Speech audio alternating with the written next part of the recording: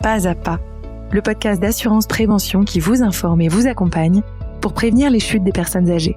D'après le ministère chargé de l'autonomie, en France, les chutes des personnes âgées sont responsables de 100 000 hospitalisations par an et plus de 10 000 décès. Alors que vous soyez une personne à risque, un aidant, un proche ou un simple citoyen, vous pouvez toutes et tous agir à votre échelle pour répondre à cet enjeu de santé publique. C'est pour vous donner les moyens d'agir qu'au sein d'Assurance Prévention, l'association de France Assureurs, nous sommes mobilisés pour prévenir les risques du quotidien. Il s'agisse des risques routiers, naturels, des risques de santé et des accidents de la vie courante. Vous entendrez donc dans ce podcast des témoignages et des paroles d'experts pour vous informer et vous accompagner pas à pas sur ce sujet souvent sensible. Bonjour à toutes et à tous, je suis Ombline Desgermanozda, je suis journaliste et je suis ravie de vous accueillir dans ce podcast. Comme l'explique l'épisode 1 de ce podcast, consacré aux impacts des chutes et à leurs facteurs de risque, l'environnement et notamment le logement de la personne âgée compte parmi ces facteurs très importants à prendre en compte. Alors, comment évaluer les besoins d'aménagement à mettre en place? Vers qui se tourner pour réaliser cette évaluation? Quels sont les critères qui doivent être pris en compte? Comment intégrer l'usage de nouveaux équipements anti-chute dans la routine d'une personne âgée? Pour répondre à ces questions, dans ce deuxième épisode, j'accueille maintenant à mon micro Sandrine Menson, qui est ergothérapeute. Bonjour Sandrine, et merci d'être avec nous aujourd'hui. Bonjour Ombline, merci à vous. Sandrine, avant de vous partager le premier témoignage qui nous a été envoyé, est-ce que vous pourriez nous expliquer votre métier? Quel est votre principal objectif? Eh bien, volontiers. Donc, l'ergothérapie, c'est une profession de santé. L'objectif principal en ergothérapie, c'est le maintien des activités de chacun, qu'elles puissent se faire en étant le plus efficace possible et le plus en sécurité. Et puis que la personne elle puisse maintenir aussi son indépendance et son autonomie dans la réalisation des activités qui sont importantes pour elle ou bien des activités qu'elle doit faire. Donc ça va être notre approche. Merci Sandrine. Et quelle est la première chose que vous évaluez en consultation avec une personne âgée? Alors, on a différents temps, mais le cœur de notre approche auprès de la personne, ça va être d'aller évaluer la qualité dans sa performance occupationnelle. Alors, ça veut dire que on va se baser sur l'observation de la personne et cette personne, elle va être engagée dans une activité qui est une activité réelle. Donc, elle va vraiment être en train de faire quelque chose. C'est aussi une activité que la personne va choisir.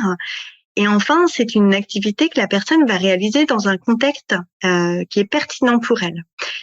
Et tout ça, ça va nous donner plein d'informations sur comment est-ce que la personne, elle est capable de faire des actions qui sont orientées vers son but. Donc ça peut être par exemple aller faire une course, faire sa toilette, ça peut être finalement toute activité du quotidien de la personne âgée? Exactement. Ça peut être enfiler ses chaussettes, préparer son café, aller faire une course pour aller chercher du pain. Tout ça, c'est autant de situations sur lesquelles on va s'appuyer pour faire notre intervention. Et dont on va chercher à améliorer, si je comprends bien, l'efficacité et la performance quand c'est pertinent pour la personne. Alors, nous allons tout de suite rentrer dans votre quotidien, Sandrine, grâce au témoignage de Claude, que j'aimerais vous partager maintenant. Il nous dit « Bonsoir, je m'appelle Claude, je viens de fêter mes 82 ans. Depuis quelques mois, je sens que mon équilibre est plus fragile. Moi qui allais chercher mon pain à pied chaque matin, qui montais les escaliers de ma maison pour aller me coucher, je crains maintenant de tomber et de ne pas pouvoir me relever tout seul. Je ne veux pas devenir dépendant, mais je veux me sentir en sécurité. Est-ce que la solution est d'aménager ma maison différemment ?» Sandrine. Alors, merci Claude pour la question. Donc quand nous on va pouvoir rencontrer Claude, on va avoir tout un temps pour s'entretenir avec Claude, pour bien comprendre finalement qui il est, qu'est-ce qui est important pour lui, les activités qu'il fait qui sont importantes, celles qu'il doit faire aussi. On va aussi chercher à comprendre Claude, est-ce qu'il est entouré avec des personnes, est-ce qu'il vit tout seul ou pas chez lui. Et puis tout ça, ça va nous permettre d'avoir énormément d'informations pour mieux comprendre comment on va pouvoir accompagner Claude. Et puis, une fois qu'on aura fait tout ce temps-là, on va pouvoir faire une évaluation donc de sa performance dans l'occupation. Donc, ce qu'on a vu tout à l'heure, on va lui proposer de faire une activité qui peut être par exemple de préparer son café parce que c'est quelque chose qu'il fait par exemple tous les matins.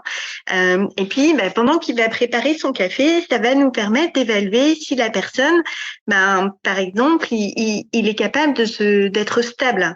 Ou bien est-ce que pendant qu'il prépare son café, il a besoin de prendre appui avec sa main sur son plan de travail, par exemple. On va aussi observer, par exemple, la position de son corps. Est-ce qu'il est plutôt penché en avant ou bien est-ce qu'il a un corps qui est plutôt droit?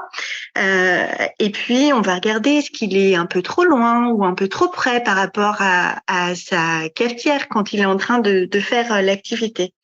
Et finalement, tout ça, ça va me permettre d'avoir plein d'informations sur son équilibre, mais sur son équilibre pendant la situation d'activité.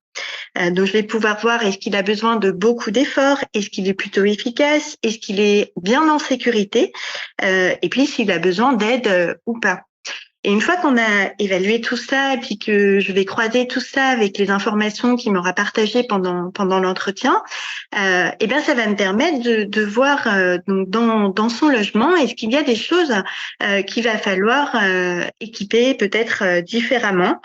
Et peut-être qu'il y aura des solutions qui vont être sur l'aménagement de son chez lui, mais peut-être qu'il y aura d'autres pistes de propositions qu'on pourra faire à Claude.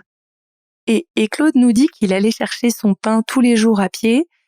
Sandrine, pour maintenir cette activité, d'après votre expérience, que peut-on proposer à Claude ? Alors oui, tout à fait. Donc une fois qu'on aura fait les évaluations, peut-être que on va avoir des propositions qui vont être pour permettre à Claude de continuer à faire cette activité et peut-être que ça va passer par un réentraînement en fait à cette activité parce que peut-être que on se dit qu'il pratique pas suffisamment d'activité physique au quotidien et que peut-être qu'il a besoin de pratiquer davantage. Donc ça peut être un premier axe qui va être plutôt pour le réentraîner en fait à la pratique d'exercice pour lui permettre de continuer à aller chercher son pain. Peut-être qu'une deuxième piste qu'on pourrait avoir, c'est que peut-être l'activité, il faut qu'elle soit un tout petit peu adaptée. Peut-être que Claude, il est encore capable d'aller chercher son pain, mais peut-être qu'on a vu qu'il se fatiguait assez rapidement, qu'il avait besoin de beaucoup plus d'efforts pour faire les mètres, les quelques centaines de mètres qui le séparent de la boulangerie. Et peut-être qu'il faut qu'on trouve un trajet qui lui permette de trouver un banc pour pouvoir se reposer pendant ce trajet-là.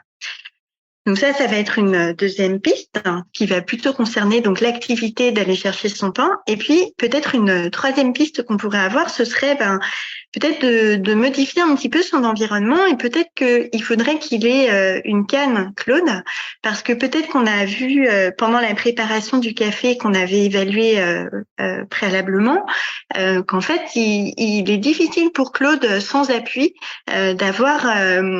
d'assurer sa sécurité, alors que s'il dispose d'une canne qu'on va lui apprendre à utiliser, qu'on va lui apprendre à intégrer dans tout son quotidien, peut-être que du coup Claude pourra continuer à aller chercher son pain et en plus en sécurité. Alors on a d'autres pistes, peut-être que ça c'est pour son activité du pain, et puis peut-être qu'on peut se dire aussi que chez lui il y aura peut-être d'autres équipements qui pourront convenir. Alors on a en tête des choses qui pourraient être sur la nuit, par exemple on a des chemins lumineux pour la nuit, on a aussi des systèmes de téléassistance parce que peut-être que si Claude vit seul, on aura un niveau de sécurité amélioré s'il est bien équipé. Voilà un petit peu des pistes possibles sur l'aménagement de son environnement, qui était donc notre troisième piste d'intervention, l'autre étant sur l'activité, puis la première étant plutôt sur lui.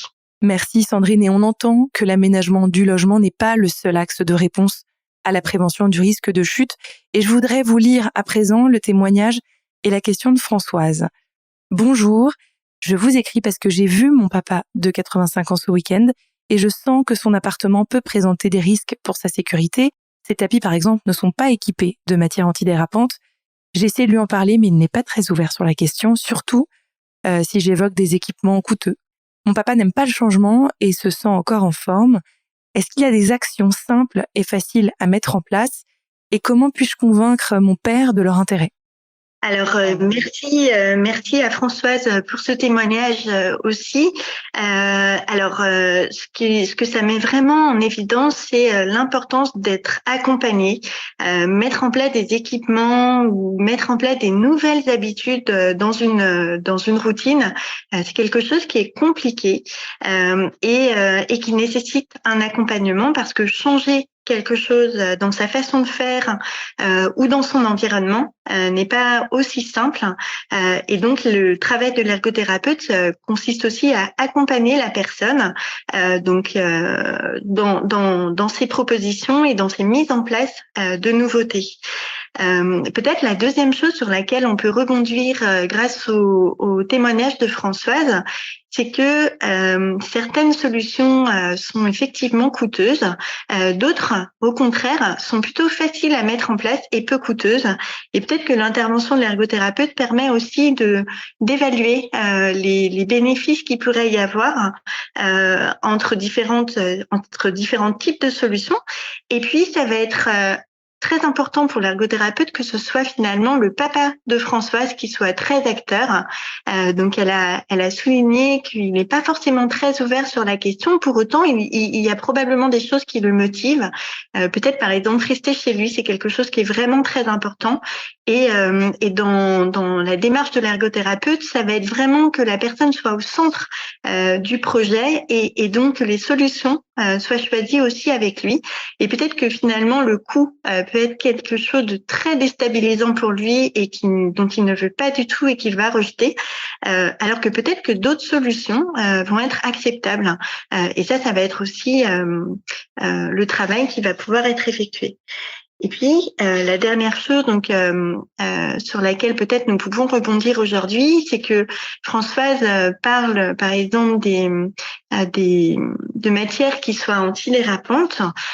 Et donc, c'est bien de rappeler que les solutions, elles vont être appropriées pour chacun et qu'il n'y a pas de solution qui soit idéale en toutes circonstances et que c'est bien l'évaluation personnalisée qui va permettre à l'ergothérapeute d'accompagner la personne dans son projet à elle.